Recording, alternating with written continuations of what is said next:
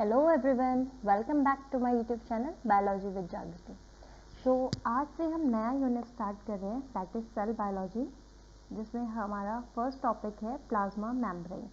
Plasma membrane के अंदर हम कवर करेंगे अल्ट्रा स्ट्रक्चर, उसका chemical composition, models of plasma membrane, specialisations of plasma membrane and functions of plasma membrane.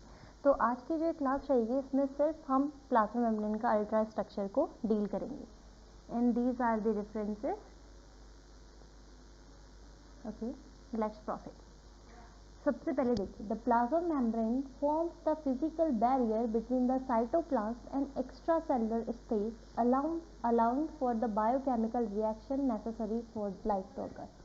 देखिए, plasma membrane एक physical barrier बनाती है दो चीज़ें। मान लीजिए ये सेल है और ये सेल का प्लाज्मा मेम्ब्रेन है, तो सेल के अंदर का साइटोप्लाज्म और बाहर का एक्स्ट्रा सेलुलर स्पेस, इन दोनों के बीच में एक फिजिकल बैरियर क्रिएट करती है plasma membrane, allowing for the biochemical. और इससे क्या करता है, बाहर अंदर की इन्वायरमेंट को बाहर के इन्वायरमेंट से अलग करके रखती है, ताकि जो एक्टिविटीज़, जो बायोकेमिकल रिएक्शंस नेसेसरी हैं किसी भी लाइफ में आकर लाइफ को पॉसिबल करने के लिए, वो हो सकें। ओके, क्योंकि ये जो बायोकेमिकल रिएक्शंस होती हैं, they need a specific type of environment. तो जो प्लाज्मा मेम्ब्रेन है वो बाहर और अंदर के एनवायरनमेंट के बीच में बैरियर बना के उन बायोकेमिकल रिएक्शंस के होने के लिए ऐसा एनवायरनमेंट फिजिबल करती है। The plasma membrane consist of both lipid and protein. Plasma membrane में दोनों चीज़ें होती हैं, प्लाज्मा मेम्ब्रेन में प्रोटीन्स भी होंगे एंड लिपिड्स भी। The fundamental structure of membrane is phospholipid bilayer. जो फंडामेंटल मेम्ब्रेन का स्ट्रक्चर है वो फॉस्फोलिपिड बाइलेयर, मतलब फॉस्फोलिपिड की दो डबल मेम्ब्रेन, दो लेयर्स होंगी, which forms a stable barrier between the two aqueous compartment. और ये जो फॉस्फोलिपिड बाइलेयर है, ये दो एक्वस कंपार्टमेंट के बीच में स्टेबल बैरियर की तरह काम करती है। अब वो प्लाज्मा मेम्ब्रेन के केस में वो दो बैरियर कंपार्टमेंट क्या होते हैं, एक ये बाहर का और एक सेल के अंदर का। ओके, ये कंपार्टमेंट 1 हो गया, ये कंपार्टमेंट 2 हो गया। So, in case of plasma membrane, these compartments are the inside and the outside of the cell. Proteins embedded within the phospholipid bilayer carry out a specific function of the plasma membrane. जो proteins इस phospholipid bilayer की membrane में, मान लीजिए phospholipid bilayer membrane है, इसमें proteins होते हैं, इसमें proteins embedded होते हैं जो plasma membrane का structure है उसके अकॉर्डिंग। और ये प्रोटीन्स का डिफरेंट काम है, ये अलग प्लाज्मा मेम्ब्रेन के लिए ही अलग अलग क्या करते हैं, स्पेसिफिक वर्क करते हैं, जैसे कि selective transport of molecule and cell cell recognition. Cell cell recognition में भी हेल्प करते हैं और जो सिलेक्टिव ट्रांसपोर्ट होना होता है उसमें भी ये हेल्प करते हैं। Plasma membrane damage needs to be rapidly repaired to avoid cell death. Cell का डेथ होने से अगर बचाना है तो अगर प्लाज्मा मेम्ब्रेन में due to any reasons if there is a damage in the plasma membrane, the damage should need to be rapidly repaired. Okay, अगर आप उसे रिपेयर नहीं होगा, अगर वो जो डैमेज हुआ है प्लाज्मा मेम्ब्रेन में, अगर वो रिपेयर नहीं हो पाया, then it will lead to the cell death. While much attention has been paid to the involvement of protein in the membrane repair pathway, अब ये देखा गया है कि जो membrane की repairing होती है, due to somehow reasons, if membrane get damaged, then there are certain proteins which involved in certain pathways that will lead to the membrane repair. Okay, the role of lipids in facilitating plasma membrane repair remains poorly studied. लेकिन proteins का plasma membrane की repairing में help देखा गया है, उसका role देखा गया है, बट लिपिड्स की कोई भी अभी ऐसी स्टडी सामने नहीं है जिसके बेसिस पे ये कहा जा सके कि लिपिड्स प्लाज्मा मेम्ब्रेन की रिपेयरिंग में हेल्प करते हैं। ओके, नाउ इस बॉक्स में क्या लिखा है देखते हैं। The plasma membrane of mammalian red blood sales, जिन्हें हम एरिथ्रोसाइट्स कहते हैं, RBCs, have been particularly useful as a model for studies of membrane structure. अगर मतलब जो RBC का मेम्ब्रेन है उसे बेस्ट माना गया है, मॉडल माना, एज ए मॉडल यूज़ किया गया है उसे मेम्ब्रेन के स्ट्रक्चर को स्टडी करने के लिए। Why membrane red blood cells do not contain nuclei और इंटरनल मेम्ब्रेन। अब क्योंकि मेम्ब्रेन की जो RBCs होती हैं, they do not contain any nuclei और internal membrane, So they represent as a source from which pure plasma membrane can be easily isolated for the chemical analysis. तो यहाँ पे अगर आपको दिया गया है कि हम एज अ मॉडल RBC का प्लाज्मा मेम्ब्रेन यूज़ करते हैं स्टडी करने के लिए, so we are having also reason है कि ऐसा क्यों, ऐसा why we use only, why we take RBC's plasma membrane model, plasma membrane as a model to study the membrane structure. And the reason is because they do not contain any nuclei or internal membranes. तो अगर nuclei नहीं है, internal membranes नहीं है, तो RBC से plasma membrane का isolation will be a easy process. Okay. Now, अब इतनी देर से हम बोल रहे हैं phospholipid bilayer, but we should know ना what phospholipid is. Phospholipid क्या होता है? Then we will go for the bilayer. देखिए यहाँ पे मैं आपको समझाती हूँ फॉस्फोलिपिड क्या है, फॉस्फोलिपिड कैसे बना होता है. देखिए फॉस्फोलिपिड 3 कार्बन होंगे, कार्बन का बैकबोन होता है, first carbon, second carbon, third carbon. जो आपका फर्स्ट और सेकंड कार्बन है, it will bound with fatty acid. इससे क्या जुड़ा होगा? Fatty acid. ओके. और ये जो बॉन्ड होता है, जिस बॉन्ड से कार्बन और फैटी एसिड जुड़े रहते हैं, इसे हम एस्टर बॉन्ड कहते हैं. Now but about the third carbon, third carbon से जुड़ा होता है फॉस्फेट ग्रुप. ओके. और इससे कौन सा क्या जुड़ेगा, कौन सा अभी हम पढ़ेंगे उसे. एक्स ग्रुप क्या होगा, इस बेसिस पे डिफाइन होता है पूरे फॉस्फोलिपिड का नेम. ओके. चलिए यहाँ पे देखते हैं. Phospholipid consist of 2 lipid chain that is hydrophobic in nature. ये देखिए जो चेन होंगे फैटी, ये क्या होंगे आपकी हाइड्रोफोबिक होंगी नेचर में, and a polar head which is hydrophilic in nature. Generally जो स्ट्रक्चर बनाते हैं इस तरीके से बनाते हैं. So these are 2 tails which is hydrophobic in nature. This is one head that is hydrophilic in nature. Okay. Water loving and water hating. Now plasma membrane में कितने टाइप के फॉस्फोलिपिड पाए जाते हैं? ठीक है. ये देखिए, अगर लिसन, अगर दिस एक्स ग्रुप, अगर ये एक्स ग्रुप कोलिन हुआ तो प्लाज्मा फॉस्फोलिपिड का नाम हो जाएगा फॉस्फोटाइडल कोलिन. ओके. ये हो सकता है सेराइन. इस एक्स की जगह पे हो सकता है इनोसिटॉल, और इसी एक्स की जगह पे होता है इथेनोलामाइन. इस एक्स ग्रुप की जगह पे क्या है, इसके बेसिस पे फॉस्फोलिपिड्स का नेमिंग होती है. अब यहाँ देखिए, तो इनके बेसिस पे फॉस्फोलिपिड कितने तरीके के होंगे? फॉस्फोटाइडल कोलिन, जब एक्स की जगह कोलिन होगा. फॉस्फोटाइडल इथेनोलामाइन, अगर एक्स की जगह पे इथेनोलामाइन होगा तो that phospholipid will be known as phosphatidyl ethanolamine. Okay. When x की जगह पे क्या होगा? Serine, then it will be phosphatidyl serine. और जब वहाँ पे इनोसिटॉल होगा then it will be phospho inositol.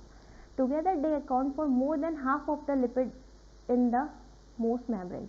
ये सब मिलके मैक्सिमम लिपिड बनाते हैं. जो मेम्ब्रेन में, प्लाज्मा मेम्ब्रेन में लिपिड प्रेजेंट है, मैक्सिमम हाफ से ज़्यादा पोर्शन ये लिपिड्स कवर करते हैं. Okay. These phospholipids are asymmetrically distributed between 2 halves of membrane bilayer. और ये asymmetrically distributed है, इनका इवन डिस्ट्रीब्यूशन नहीं है. जैसे कि प्लाज्मा मेम्ब्रेन की आउटर लीफलेट में आउटर साइड पे आपको फॉस्फोटाइडल कोलिन और sphingomyelin and also a phospholipid, okay, ये मिलेंगे. जबकि इनर साइड में आपका फॉस्फोटाइडल इथेनोलामाइन और फॉस्फोटाइडल सेराइन मिलेंगे. इसके अलावा ये जो फॉस्फोइनोसिटॉल है is localised in the inner half of the plasma membrane. अब देखिए, मुझे पता है कि ये नाम थोड़े से न्यू हैं, हो सकता है आप पहली बार सुन रहे हो, बट दीज नेमिंग, ये जो क्वेश्चंस हैं या ये पॉइंट्स है, these are also important from your NET examination. Okay. ये नेट के एग्जामिनेशन के लिए भी बहुत इंपॉर्टेंट है, इसीलिए मैं यहाँ पे लेके आई हूँ. और आई होप कि ये आपको हेल्प करेंगे. यू शुड लर्न देन, आपको इसे याद करना होगा. एंड डेफिनेटली ये एग्जाम्स में पूछे जाते हैं कि फॉस्फोटाइडल कोलिन प्लाज्मा मेम्ब्रेन की कौन सी लीफलेट पे प्रेजेंट है. तो it will B outer leaflet, inner leaflet. ये आपको दे देंगे कि इनमें से कौन सा आउटर लीफलेट पे प्रेजेंट है या इनर लीफलेट पे प्रेजेंट है. तो ये एग्जामिनेशन एक्स्ट्रा जो एंट्रेंस एग्जामिनेशन होते हैं उनके पॉइंट ऑफ व्यू से ये बहुत इंपॉर्टेंट है. ओके. नाउ प्लाज्मा मेम्ब्रेन का जो स्ट्रक्चर अभी हम पढ़ते हैं वो जनरली फ्लूइड मोज़ेक मॉडल के बेसिस पे पढ़ते हैं. तो इस वीडियो में हम थोड़ा सा फ्लूइड मोज़ेक मॉडल को भी डील कर लेंगे. This fluid mosaic model is proposed by Jonathan Singer and Garth Nicholson in 1972 में इसको propose किया गया था. It is now generally accepted as the basic paradigm for the organization of all biological membrane. जितनी भी biological membrane है उसका basic structure इसी model के base पे हम study करते हैं.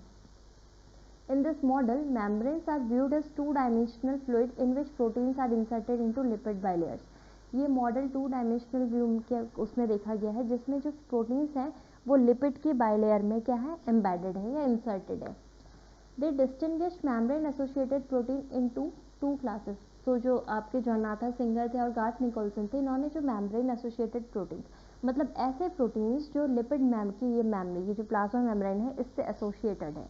जो प्रोटीन्स आपको प्लाज्मा मेम्ब्रेन में मिलने वाले हैं उन प्रोटीन्स को उन्होंने दो कैटेगरी में बांटा. तो उन्होंने उन प्रोटीन्स को बोला पेरिफेरल प्रोटीन और बोला इंटीग्रल. देखिए नाम से देख लीजिए, पेरिफेरल मतलब पेरिफेरी पे जो साइड में होंगे. ठीक है, जैसे आप ये देखिए रेड वाला प्रोटीन आप देखेंगे, इफ रेड वन दिस, ये क्या है, मेम्ब्रेन के बाहर है, मेम्ब्रेन के अंदर नहीं है. दिस वन और ये भी, ये सब पेरिफेरल प्रोटीन्स हैं, ये मेम्ब्रेन के अंदर नहीं जाते. Okay, peripheral membrane protein were operationally defined as the protein that dissociate from the membrane following treatment. और चूँकि ये देखिए ये बिल्कुल अंदर एम्बेडेड तो है नहीं, तो इनका ना एक्सट्रैक्शन इजी प्रोसेस होता है. अब सोचिए अगर ये एक मेम्ब्रेन है और इसमें ऊपर से सिर्फ ऐसे कोई प्रोटीन रखा हुआ है तो इसको इजीली होगा यहाँ से डिसोशिएट करना, राइट. यहीं पे यही बोला गया है कि dissociate from the membrane following treatment with polar reagents such as solution of extreme pH or high salt concentration that do not disrupt the phospholipid bilayer. यहाँ देखिए, this is membrane और मान लीजिए इसके ऊपर एक प्रोटीन रखा गया, क्योंकि ये पेरिफेरल प्रोटीन है. पेरिफेरल मतलब सिर्फ पेरिफेरी पे है. ठीक है, पेरिफेरी पे है तो इनका डिसोसिएशन या इनका आइसोलेशन यहाँ से इजी हो जाता है. कैसे, आपको सिर्फ एक ऐसे सॉल्यूशन से ट्रीट करवाना है जिसका हाई पीएच हो या जिसका हाई सॉल्ट कंसंट्रेशन हो.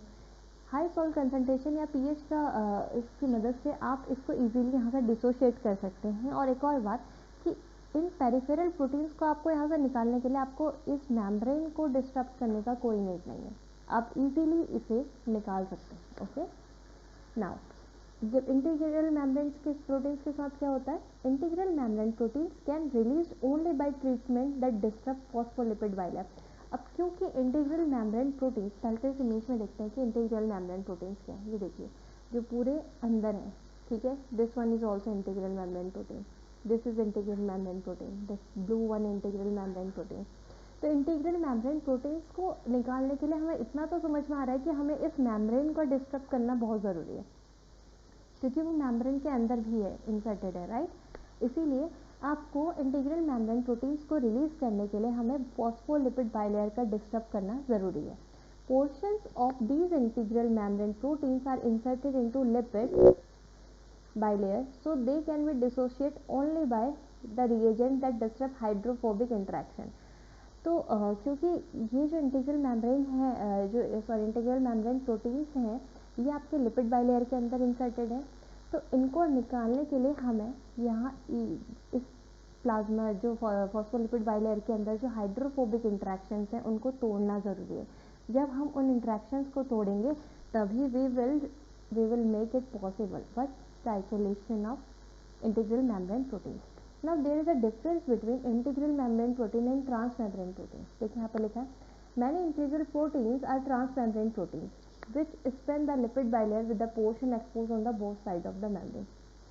दो चीज़ें होती है, integral membrane protein and transmembrane proteins. Okay, देखिए integral membrane means this is membrane, हो सकता है कि वो एक ही साइड हो या थोड़ा सा स्पैन करे वो, बट ट्रांस मेम्ब्रेन आपकी जो फॉस्फोलिपिड बाइलेयर है उसे पूरा स्पैन करता है. वो इसके इस साइड भी मिलेगा आपको और इस साइड भी मिलेगा. जैसे यह जो आपको दिखा रहे हैं ये येलो वाला, this is trans membrane protein, this blue one trans membrane protein, this purple one trans membrane protein. तो trans membrane protein and internal proteins they have differences. तो अगर हम ये कहें कि all transmembrane proteins are internal membrane proteins, तो ये सही होगा. but not internal membrane proteins are not, ऐसा ज़रूरी नहीं है कि सारे ही internal membrane proteins transmembrane proteins हो. okay, now Studies of red blood cells have provided good example of peripheral and integral associated proteins associated with the plasma membrane. देखिए RBC की अभी हमने पढ़ा कि आरबीसी का स्टडी करते हैं हम एज अ मॉडल लेते हैं प्लाज्मा मेम्ब्रेन का स्टडी करने के लिए। तो यहाँ पे हमें एक और चीज़ मिली है, कुछ ऐसे प्रोटीन्स मिले हैं जो पेरिफेरल मेम्ब्रेन प्रोटीन है या फिर इंटीग्रल मेम्ब्रेन प्रोटीन है, जिन्हें हमने आरबीसी के प्लाज्मा मेम्ब्रेन पे पाया है। ठीक है, ये अगेन मैं बता दूं कि ये नेट के पॉइंट ऑफ व्यू से बहुत इंपॉर्टेंट है। तो अगर आप ऐसे याद करते हैं, ये क्वेश्चन पूछा जा चुका है ऑलरेडी, स्पेक्ट्रिन कौन सा प्रोटीन है, इंटीग्रल और पेरिफेरल या किसकी पेरिफेरी पे ये पाया जाता है, तो आरबीसी। तो इस तरीके से क्वेश्चन पूछे जा चुके हैं, इसीलिए मैं यहाँ पे ये पॉइंट्स लेके आई हूँ। For example, the most abundant peripheral membrane protein of RBC is spectrin. Spectrin सबसे ज़्यादा पाया जाता है आरबीसी की मेम्ब्रेन में, but it is a peripheral which is the major cytoskeleton protein of erythrocytes.